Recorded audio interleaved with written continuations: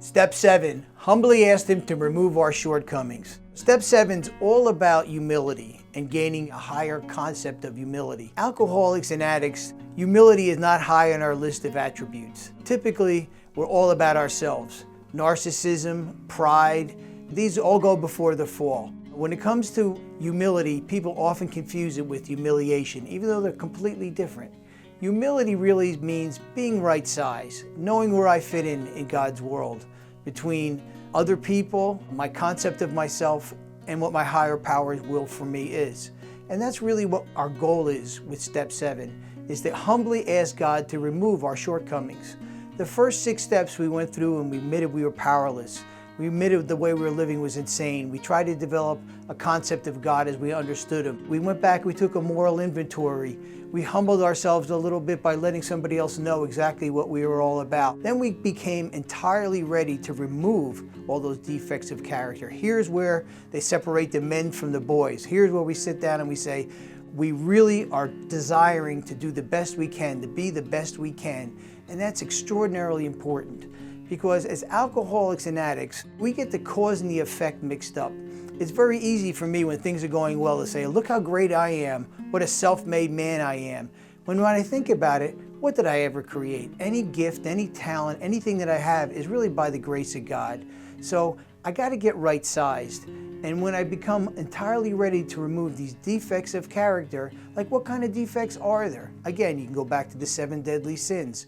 When I reach for more than I earned, when my desire for sex really puts me in bad positions with loved ones, with work, when gluttony becomes ruinous of my health, when sloth, I can let sloth really hide behind fear. I'm a fear of taking an action, so I hide and procrastinate. Envy is really a resentment of the heart. All these things, right? Greed, going for the quick money deals, going for shortcuts to getting to financial success that I really haven't earned.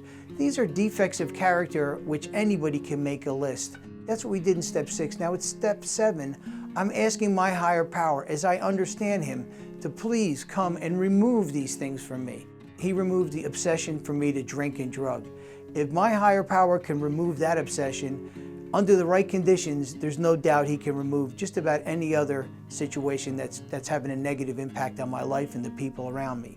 So in Step 7, even though it's the shortest step in the entire process, it's really the longest term as far as a lifetime step. Step 7 and the humility that it calls for, really by keeping us right size, produces harmony in our life.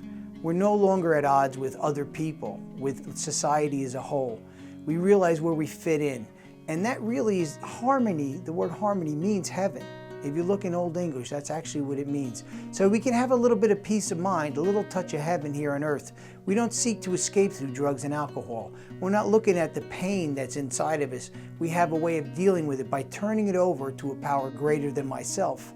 I'm able to experience that peace of mind which passes all understanding. Most people don't realize when they're looking at it from the outside that the 12 steps of Alcoholics Anonymous and Narcotics Anonymous is really a spiritual program. It's a program for spiritual development.